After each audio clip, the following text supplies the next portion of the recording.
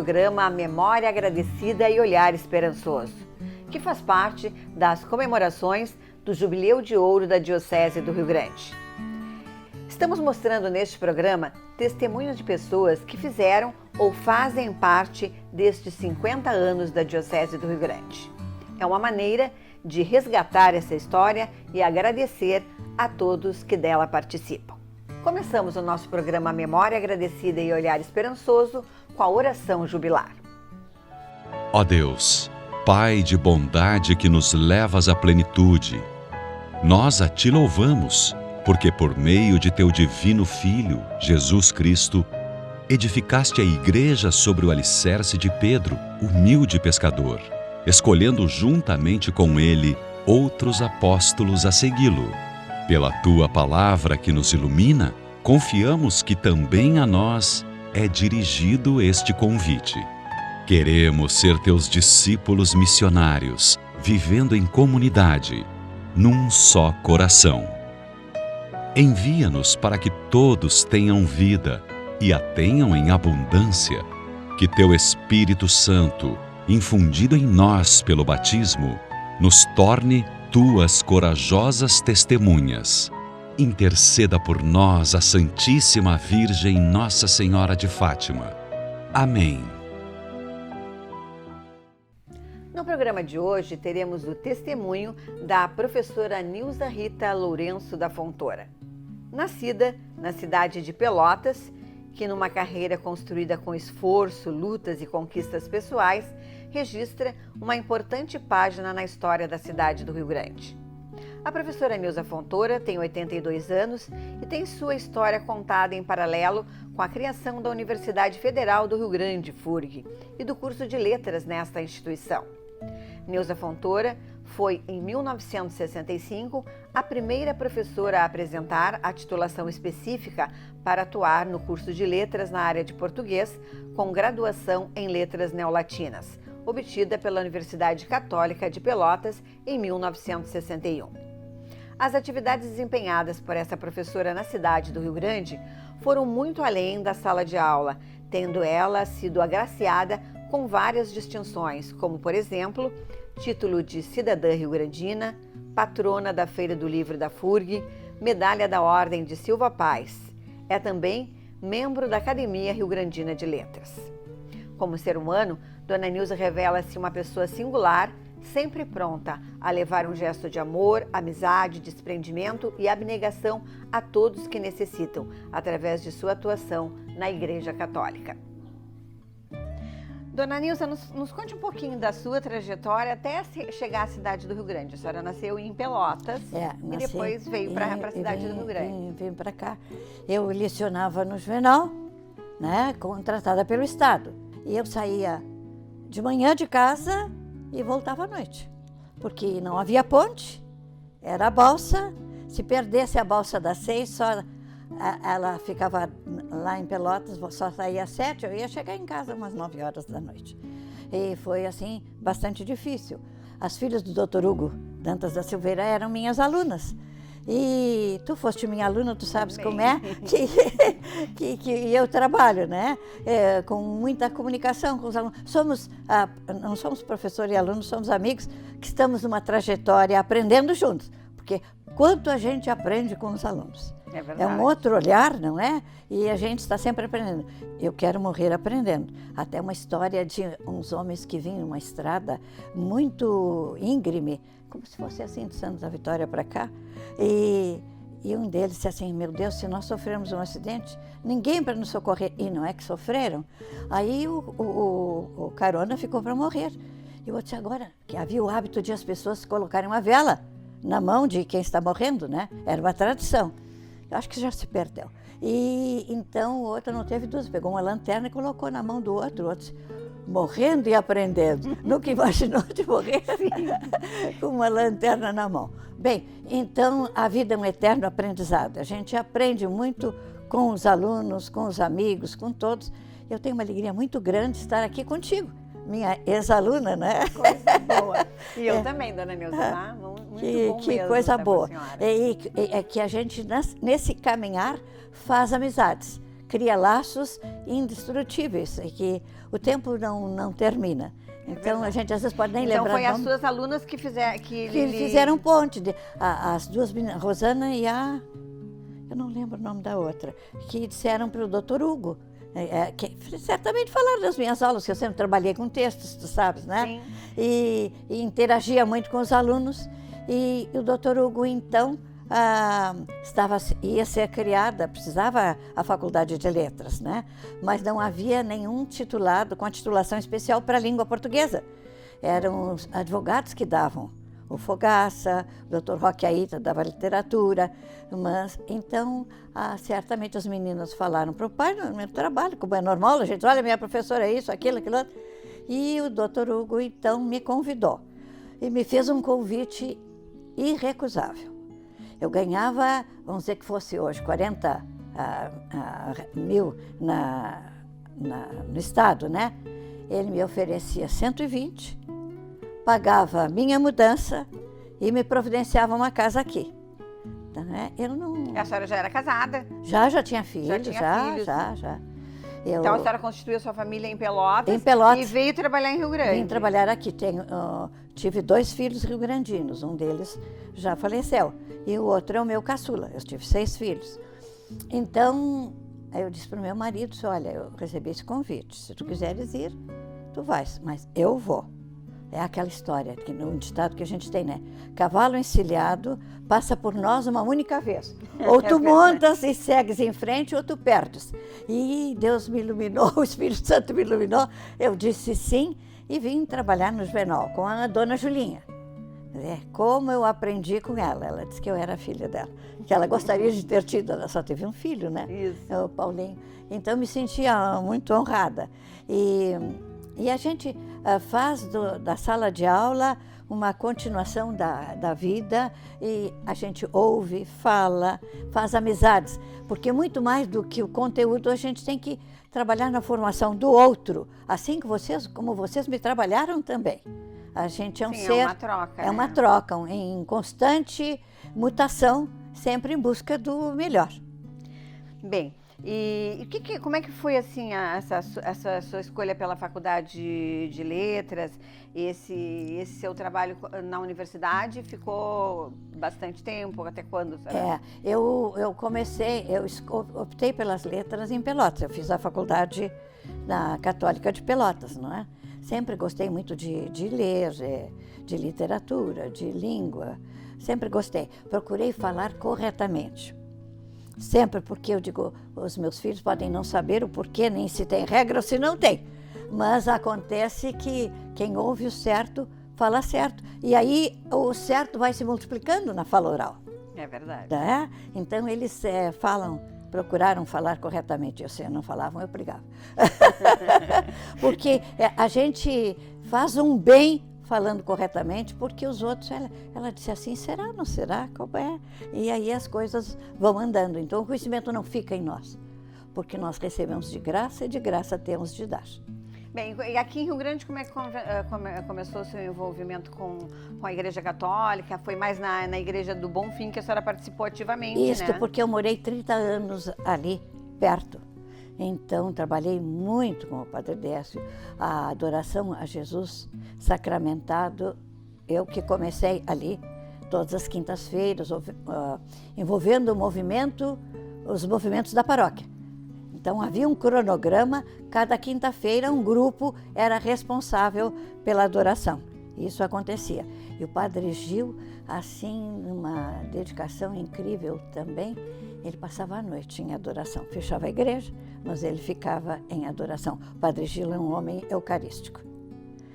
Bem, que outras atividades a senhora participava? Assim, o seu envolvimento com a igreja, como é que foi sempre? Olha, eu fui sempre muito comprometida. Eu fiz a minha primeira comunhão com 5 anos. E eu fazia um trabalho missionário sem saber o que fazia, porque eu nos domingos de manhã recolhia as crianças da vizinhança e íamos para a missa na Catedral em Pelotas. Então aí as coisas vão se revelando e a gente não se dá conta, né? Sim. E lá na minha casa, eu te mostrei a imagem centenária de Nossa Senhora. Nós tínhamos, todos os sábados, a gente rezava a coroa de Nossa Senhora das Dores. Então eu arrebanhava as crianças da redondeza, rezávamos lá, coroa de Nossa Senhora das Dores. Depois a minha avó que me criou, que os valores que eu tenho, eu herdei dessa família de adoção. Minha história é muito complicada. Mas aí criou, e essa foi uma história complicada que deu uma pessoa linda como a senhora. E aí, então, a vovó fazia um bolo que a gente chamava de chique-chique. Então, depois que a gente rezava, a vovó dava chocolate e bolo pra gente. Aí nós íamos brincar na rua, mas eu sempre buscava a vizinhança para virmos para rezar aos sábados, a coroa de Nossa Senhora das Dores. E eu acho que, ainda vou fazer uma pesquisa sobre isso, que as irmãs de Jesus crucificado, não sei, acho que aqui em Rio Grande não ficou ninguém, não sei se em Pelotas há algum reduto, mas eu pretendo ainda, com a graça de Deus, se for o plano dele, pesquisar isso, porque elas faziam um trabalho. Foram as primeiras freiras a sair. Elas em casa usavam um hábito azul e um manto branco.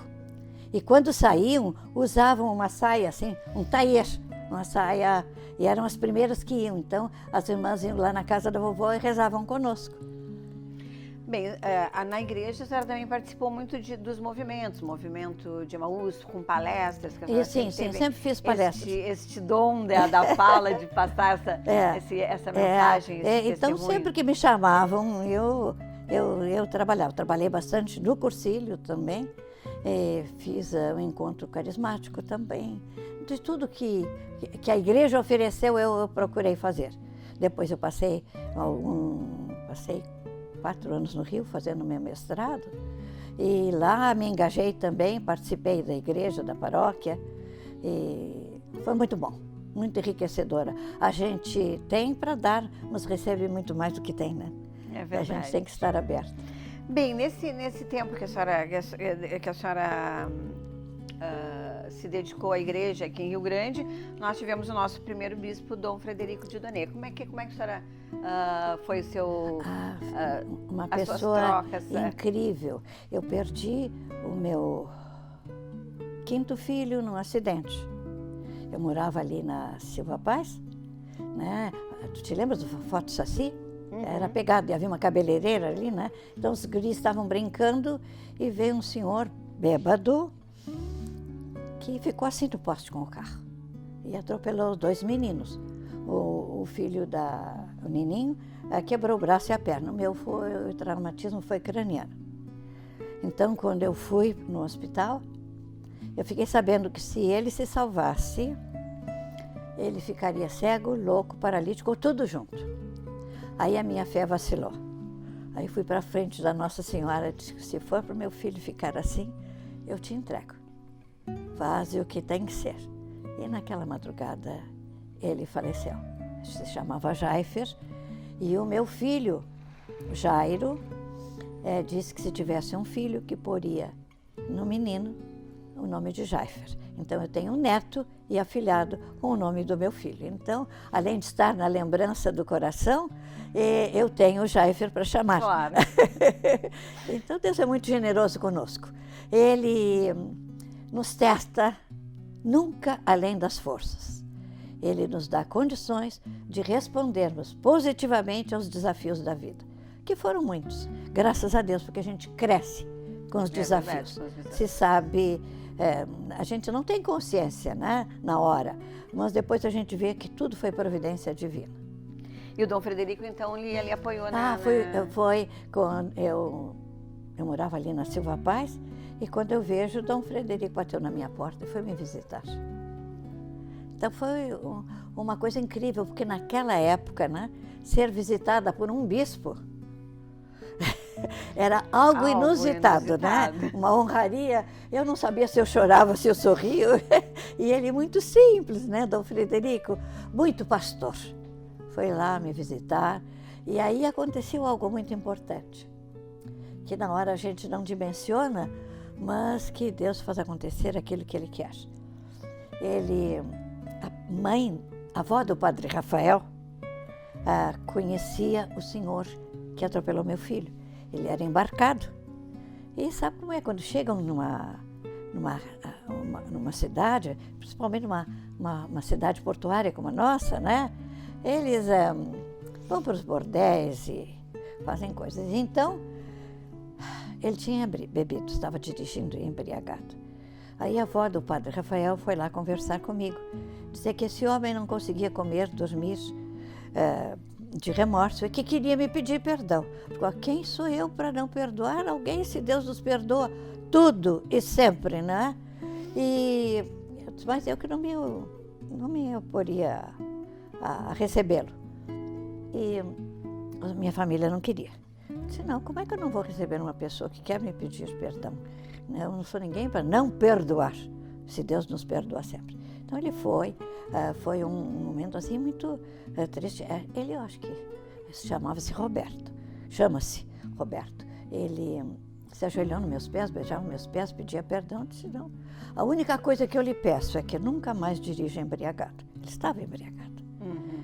Bom, resumindo, ele voltou para o Rio de Janeiro, tem uma ONG para ajudar pais que perdem filhos em acidentes.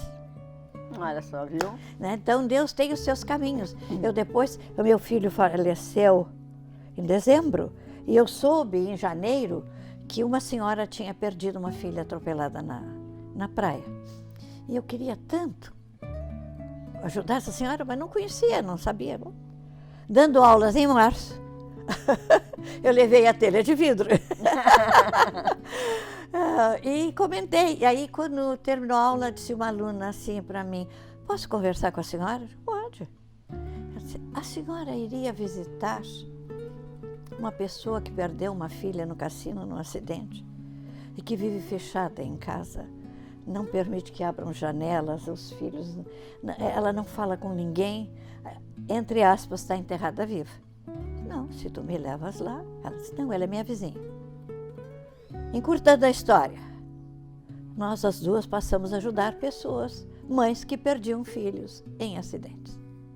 E aí essa é a corrente do bem, né? Claro. Que vai se multiplicando. Eu soube, através da avó do padre Rafael, que o seu Roberto tem uma corrente do bem no Rio de Janeiro, em que ele ajuda pessoas que perdem filhos em acidentes. Então, eu penso assim, como Deus nos ilumina para fazer o que é certo. Aquele homem, se eu não perdoasse, porque eu não sabia, quando há um acidente com morte, o governo move um processo contra o causador do acidente. Então, esse homem teria parado na cadeia. Como é que sairia da cadeia? Sim. Muito pior do que entrou, porque a maioria, infelizmente, sai assim. Como foi perdoado? Ele se sentiu na obrigação de multiplicar o bem. Isso é que deve acontecer. Eu sei que ele continua no Rio de Janeiro com essa ONG ajudando pais que perdem filhos em acidentes. E vamos citar. A senhora falou do telha de vidro, né? Esse é um livro que conta um pouco da sua história. As minhas ex-alunas, né? A Maria Cristina Teixeira e a Marilei Resmini, me fizeram uma surpresa e contaram a minha vida no livro que elas chamam de telha de vidro. Eu não sei se eu sei o texto decor, mas queres que eu te diga mais ou menos? Do telha de vidro? O texto, o poema? Pode. Eu usava como abertura das minhas aulas. Quando a moça da cidade chegou, veio morar na fazenda, na casa tão velha. Quem fez aquela casa foi seu bisavô. Deram para ela dormir a camarinha, um quarto tão escuro. A moça não disse nada, mas mandou buscar na fazenda, na cidade, uma telha de vidro. Queria que seu quarto ficasse iluminado. Hoje, o quarto da fazenda é o mais bonito. E os raios de sol fazem arabescos nos ladrilhos vermelhos, através do espelho onde a moça se penteia. Que linda camarinha! Era tão feia. Você me disse um dia que a sua vida era toda escuridão, cinzenta e fria. Por que você não experimenta? Põe uma telha de vidro na sua vida. Como é que a senhora vê, dona Nilza, essa caminhada desses 50 anos da Diocese do Rio Grande? Eu fico encantada com os progressos que Deus tem me dado a graça de acompanhar, porque acompanhei o primeiro bispo, não é? O segundo, agora estamos com Dom Ricardo, que é uma pessoa assim, muito simpática, atraente, com muita cultura, com muita espiritualidade e muito simples. É uma das qualidades que o bispo acho que deve ser, porque eu me lembro quando eu era pequena, assim como tu marcavas uma entrevista para conversar com um político, com um governador, por exemplo, tinha que se marcar hora para falar com o bispo. E eu tão atrevida, né? Coisa de criança. Eu queria fazer a minha primeira comunhão. E a vovó me dizia, tu não pode, tu não tens idade. Mas alguém tem que deixar a vovó. E eu acho que para ver se ela acabava com a minha instigação, ela disse, quem é que pode te deixar? Só o bispo. Não teve dúvidas. Naquela época, quando lançaram a pedra fundamental da igreja de Santa Teresinha em Pelotas, né? Então, o Dom Antônio Zátera que foi lançar a pedra fundamental. Eu era amiga do padre Costa, que chamava o padre dos peixinhos, ele era muito humilde. Ele ia para o cais pegar peixe e distribuir para a população carente. Então, eu disse, e ela disse, não, só o bispo pode te deixar. Eu não tive dúvidas. Estava em procissão para lançar a pedra fundamental da igreja Santa Teresinha em Pelotas, e eu segurei a batina do padre. Segurei, o que tu queres? Eu quero falar com o bispo. Mas o que tu queres? Se eu era louco, o padre Costa mais ainda. Eu quero que a minha avó disse que só ele pode deixar fazer primeira comunhão. Eu quero. E tá, aí pararam. A audácia da criança. A criança não tem essa preocupação. E aí pararam, e o Dom Antônio disse, o que tu queres, minha filha? Eu disse, olha, eu quero fazer a primeira comunhão, mas todo mundo diz que eu não tenho idade. Mas eu sei que alguém tem que deixar. Disseram que o senhor pode deixar, eu vim pedir. Mas assim, num cortejo, né? E ele me fez algumas perguntas. E me disse assim, te prepara um pouquinho mais. No Natal daquele ano, na Missa do Galo, na creche São Francisco de Paula, eu fiz a minha primeira Eucaristia. Com 5 anos. Né? Então, assim, uma bênção muito grande. A minha paixão por Jesus Eucarístico não tem limites.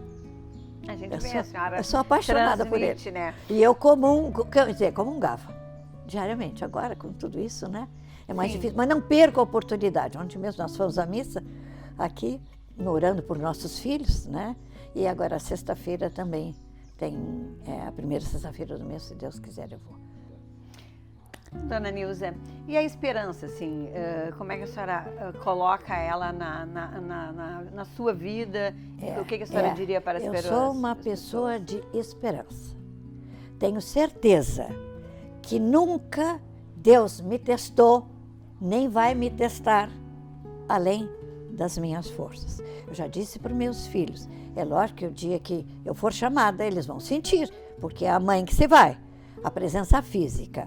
Mas eu disse para eles, vocês podem ter certeza, eu peço essa certeza até o final, o Guampinha está aí para te passar a perna sempre, né? De não ter medo. Eu não tenho medo, te digo assim, do fundo do coração, porque Deus vai me colher no momento em que Ele achar que eu termine a minha missão. Acho que não há inutilidades no reino de Deus. Eu sou ministra da Palavra da Comunhão.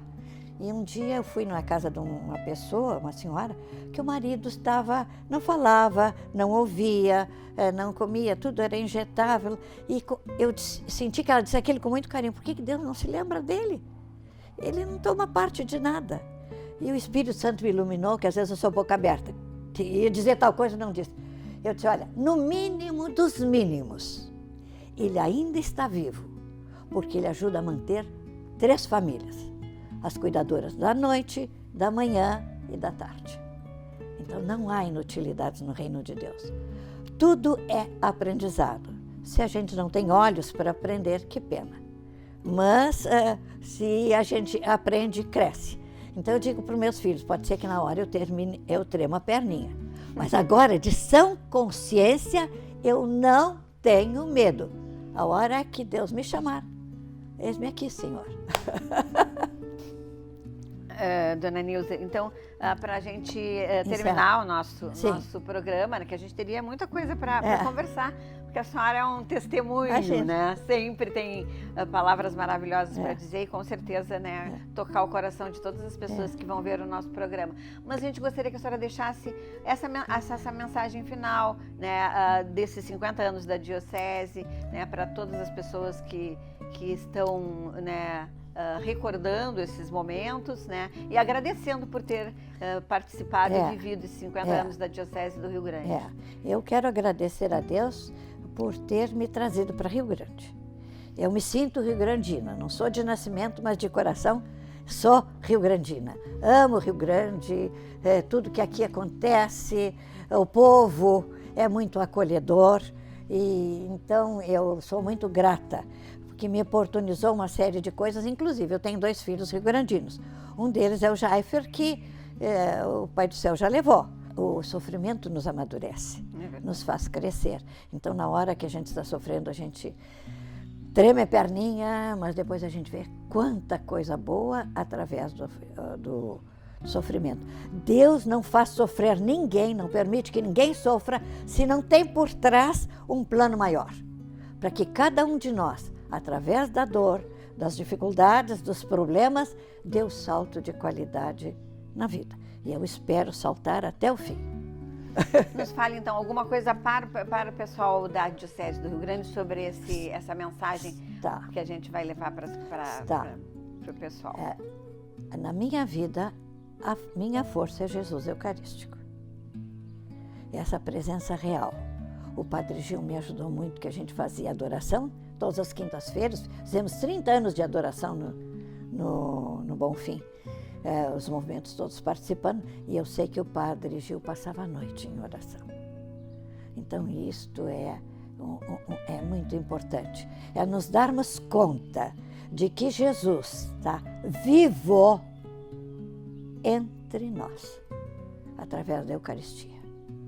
Que sempre que o recebermos, Ele vem a nós e faz as transformações que são necessárias, desde que queiramos nos deixar transformar, porque somos imperfeitos, inacabados. E o acabamento só vem no dia que eles vêm para cá. E eu quero dizer, com muita alegria e com muita esperança, eis-me aqui, Senhor. Tudo que eu consegui construir, resolver as dificuldades, porque eu passei, Deus levou 2 dos meus filhos, né? É uma dor muito grande, mas se a gente sabe que não perde, devolve para Deus. Então não há perdas. Deus nos empresta os anjos, que a gente desfrute da companhia deles e de alguma forma colabore para que eles se construam como pessoas, né, como seres. Quando terminou a missão, Deus chama. Eu acredito em cumprimento de missão. No momento que Deus achar que eu cumpri a minha missão, vai me chamar, e eu espero dizer com alegria no coração, eis-me aqui, Senhor. Dona Nilza, mais uma vez, obrigada pela sua participação, seu testemunho no nosso programa. De mim. Com certeza vai trazer muitas mensagens e coisas boas para o pessoal que assistir. Gostaria de dizer assim, a minha força é a Eucaristia.